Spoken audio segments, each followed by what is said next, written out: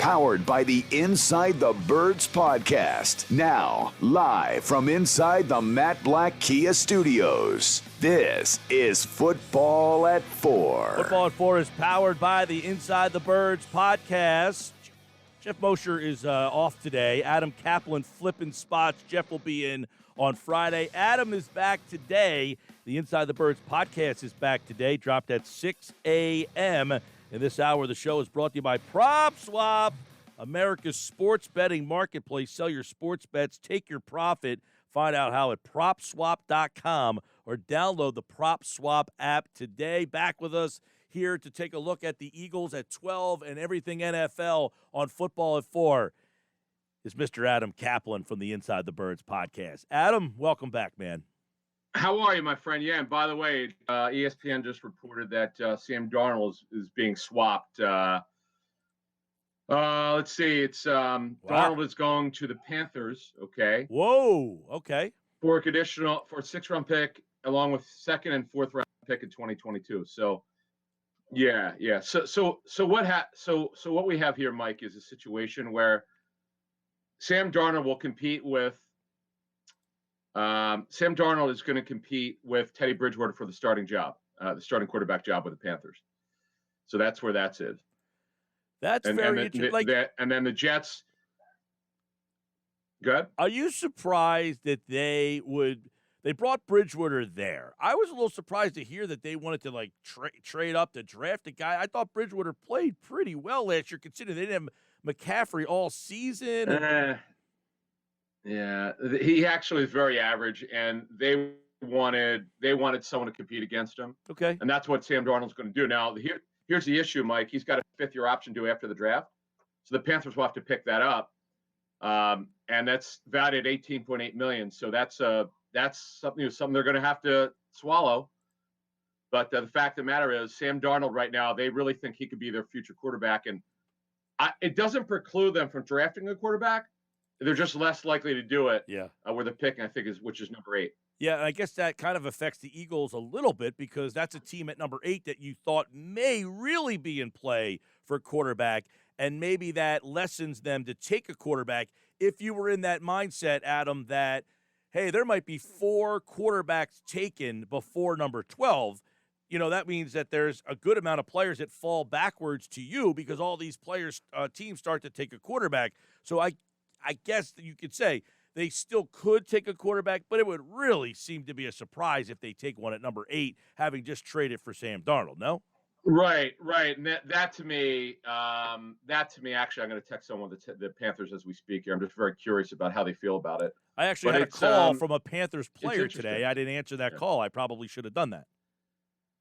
Yeah, so I'm very interested to see what happens here. This is interesting to me to see what they're going to do here, for sure. Let's talk quarterbacks here and kind of 3 weeks out, because if you kind of set the quarterback draft board now, knowing what we know with this Sam Darnold trade, how do the executive, the personnel people around the league kind of rank this group of guys 3 weeks ahead of the NFL draft?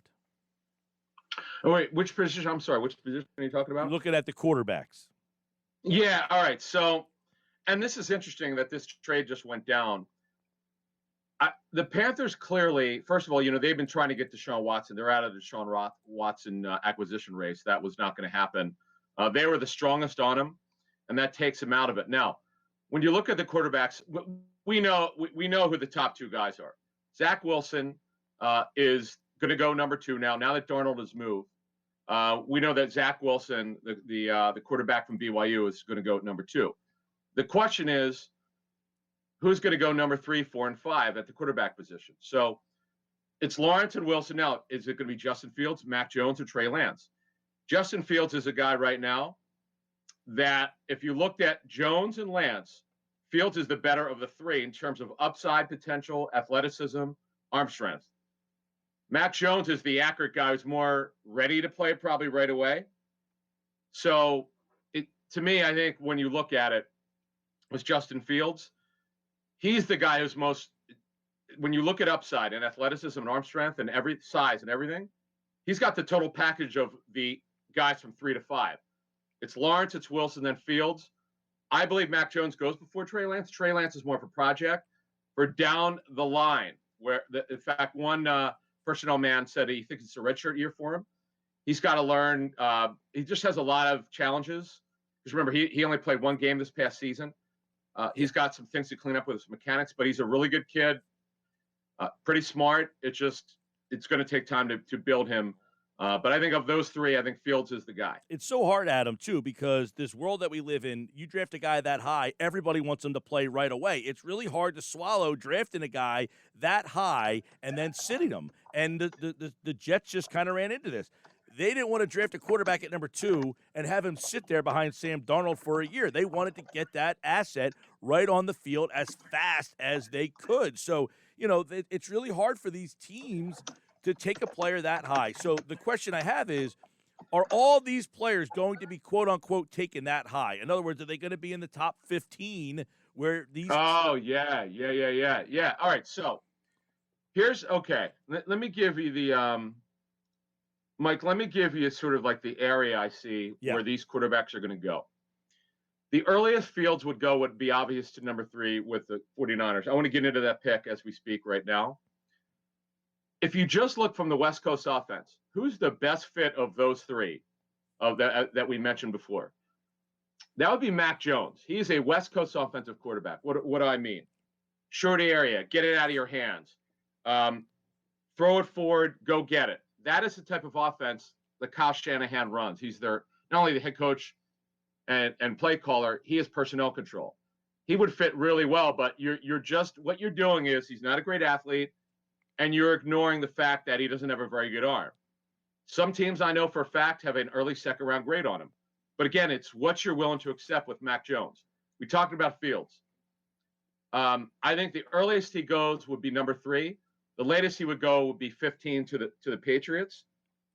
Mac Jones, now that he's not going to, he was not the Panthers, I understand, we're not interested in him. But if Mac Jones does not go to number 3, he may drop a little bit. Okay, he may drop a little bit. I also would put him, I don't think he would get past Belichick at 15 in the Patriots. The Patriots are in a position now, Mike, that they've got to get a quarterback. They have to get a developmental quarterback sooner rather than later. We know that Cam Newton is on the roster. Jarrett Stidham is not going to be the guy. We know that. They had an opportunity to play him late last season. They declined to do it. They let Cam finish out the season. So I think when you look at it, and you're the Patriots, this is the time for you to go get a quarterback. One of those guys should be there. You could trade up to do that. And then look, Lance, I think, still goes in the first round. He's going to go somewhere between 15 and 26 or 27, that area. I think he goes probably the earliest is 15. But as we've learned in this draft, when Tim Tebow went in the first round, I was shocked. Things happen, and you mentioned it, the quarterback position. We don't have access to what everybody's thinking. Things happen crazy at the quarterback position. Mark Sanchez is a top 10 pick. He got to 2 AFC championship games. We would all argue. We know what happened there. Great defense, great running game with the Jets. Didn't ask him to throw the ball out, but you know what? They won with him. It's a quarterback position. Guys get overdrafted all the time. They do, and I wonder, like the Eagles sitting at 12, are they a prime team to take calls from teams behind them? Because there's not – I mean, you have the Patriots at 15. That would seem to be one. How many teams behind Philadelphia is interested in moving up to get into that spot? So I'm wondering – this Darnold trade has really spent some dominoes here to say, hey, our team's going to say, hey, I got to get into the 12 range because now that Carolina might not take a guy, there might be a second quarterback kind of working their way back towards me, and I got to jump the Patriots. I find like this whole little deal has just added another layer of intrigue to being at the number 12 spot. Yeah, look, because right now, let's look at the quarterback position. After the Niners, Atlanta could take one. I mean, they are a really bad football team. They need to rebuild their roster. They're a lot of dead money. A lot of dead money in Matt Ryan the next 2 years. Yeah, well, they're not cutting him. No, but let me finish. Yep. They're not drafting a quarterback to play this season. Matt Ryan is the quarterback. We know that. They need a rebuild. They're worse off than the Eagles. It's close, but they're worse off than the Eagles. But at some point, they have to figure out who the future quarterback is. But you're right. They're not trading him. The contract. I mean, it's just the dead money. It depends on your philosophy of dead money. We know the Eagles don't seem to care about dead money, but that's another story for another time.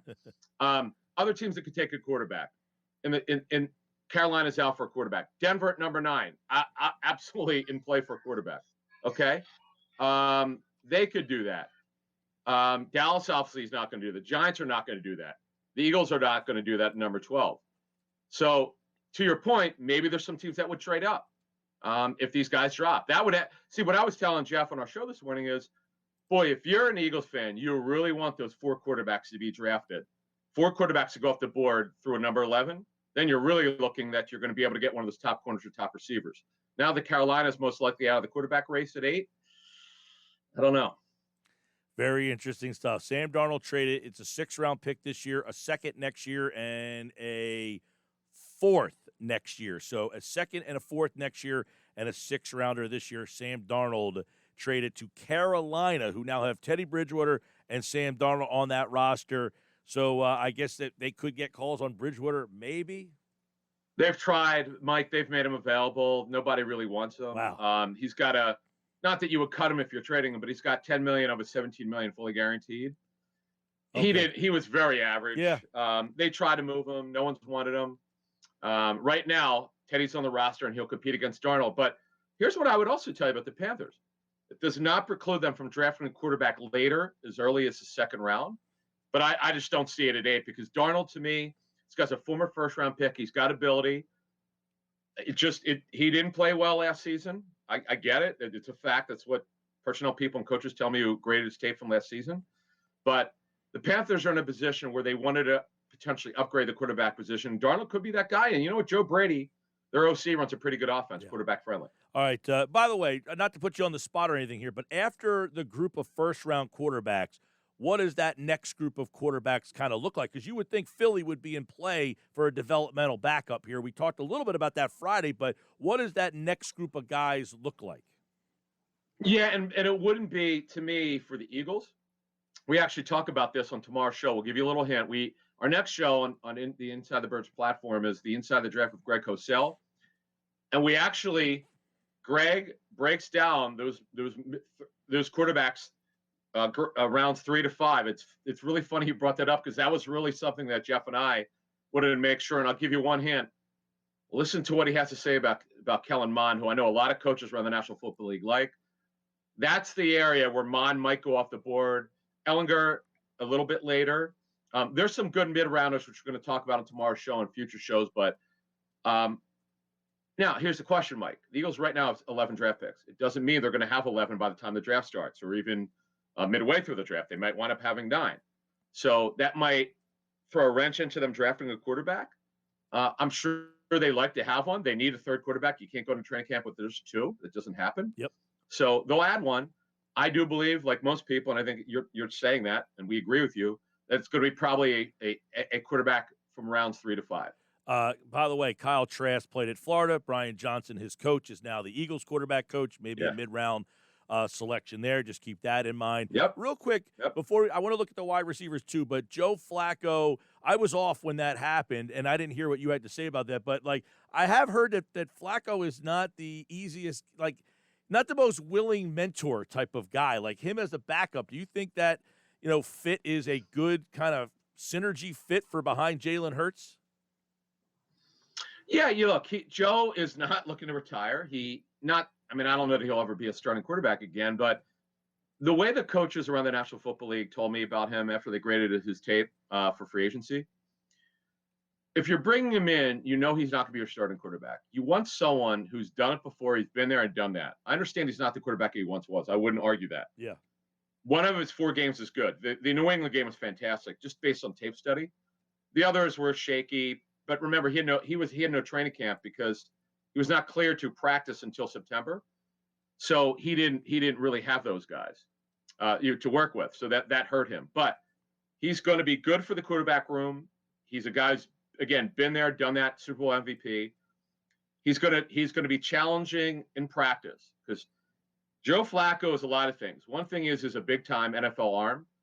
He's going to improve the competition of practice. We know that if we get through the draft and Jalen Hurts is still the starter, he's going to be the starter of the season. It's just a matter of do they make any trades or anything like that. I would take Deshaun Watson off the board, though. That ain't happening. All right. Based on what we know now. But again, Flacco is good for what they want him to do.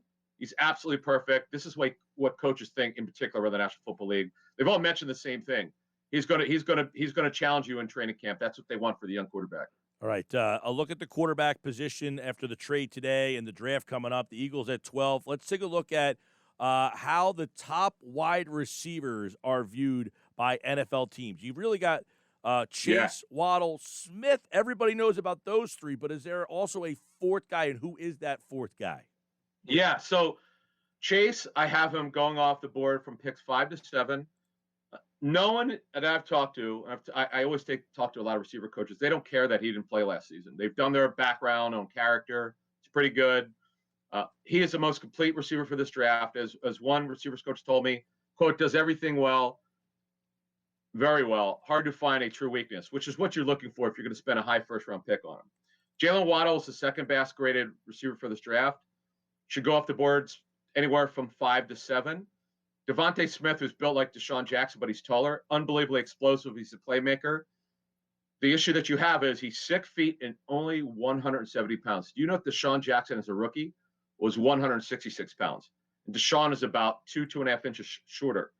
So he's going to have to put on weight. Some teams are concerned about that. And now, the fourth guy to go off the board, it is absolutely debatable. If you bring up somebody else, I got no problem with it. But Rashad Bateman from University of Minnesota, good size, run after the catch. He's not a burner. His 40 time is 4.3. He doesn't play at that speed. He plays to the mid 4.4s, but he's tough. He's smart, highly skilled, terrific route runner. Late first, early second. If you're from the Eagles and you don't get that receiver in the first round, you may be able to get him the second. He's going to go probably no further than the Eagles when they pick in the second round. He may go before that. Good football player, very underrated, and a favorite of a lot of receiver coaches. Yeah, he. By the way, Eagles have picked 37 in round 2. They also have 2 third-round picks. So if he's fallen, they might be able to use one of those. That would shock me. Boom. Yeah, I don't see that. No. Look, could he go? He absolutely could be on the board for the Eagles early in the second round. There's no question. But I'm saying he's a top 40 pick is kind of where I hear. Yep. Bateman's my favorite of the next group of guys, by the way. All right. There you go. The other spot that the Eagles would definitely be in play at 12 would be corner. So how are the top 3 corners viewed in this draft by teams? Oh yeah, we break this down on today's show, but again, it's debatable. The guys I trust say it's Horn, it's Surtain Jr. It's really Surtain the second. It's funny that their sons of former NFL players. It's pretty cool. Now Caleb Farley, I've got him going. I still think he goes in the first round. I may wind up being wrong, but I just don't get the feeling that he's off everybody's board for the first round. He's had 2 back procedures. The second one had nothing to do with the first one. What happened was I think he was lifting weights and he had either herniated disc or a disc issue, which got corrected. And it's not going to be a problem. But you have to remember, though, he had a knee injury. See, his story is unbelievable, Mike. High school quarterback, was recruited to play receiver, moved to corner after his redshirt freshman year because of the knee injury, only played corner for 2 seasons, and he was unbelievable. So think about it. If he didn't have the back issue, it's not out of the question he could have been the first corner taken. It's a pretty remarkable story and a really good kid from what I understand. So these are the top 3 corners. It's not close. It's just a matter of where teams are on this medical situation. Yeah, the thing, Sidney Jones was supposed to be a first-round pick. He had the medical, not the same injury, by the way. He had a Achilles tear, dropped to round 2. We know the Eagles scooped in and got him in the second round. So those corners. Different story, Mike. We talk about that, just so you know. We talked exactly about what you just brought up, and it's completely different. It was just medical. Sidney Jones, I'll just give you a hint. Sidney Jones had an issue with competition, and the coaches got down on him because he just got down on himself, and I'm glad that he's revived his career with Jacksonville. It's a good story. By the way, the new Inside the Birds podcast dropped 6 o'clock. Inside the Draft. Greg Cosell Q&A with Quentin Michael, Jason Avant. That's also on the Inside the Birds platform. The guys will have a new Inside the Birds podcast Thursday morning, 6 a.m. And, of course, we have you here, Football at 4, each and every day, leading you to the draft all offseason long. And, of course, a lot of NFL news. Sam Darnold traded, as Adam kind of mentioned right at the top of this conversation. So we'll continue on that and more. Adam, good pinch hitting today. I guess I'll see you for a while. I won't see you for a while now. By the way, this was purchased at the Mall of America in Minnesota. How about that? Oh, yes. Yeah. Oh, I like that. Yeah, that's actually pretty good. That's a pretty cool top right there. There you go. Nice Little Super Bowl, was it? Collector's item, man. The smallest radio row in captivity. That's right. Inside the food court at the Mall of America. All right, Adam, I'll see you, man. Thank you. All right, Adam Caplan, like all guests, appeared via the Boardwalk Honda hotline. He and Jeff doing a little flip-flop. Jeff will be in on Friday's show.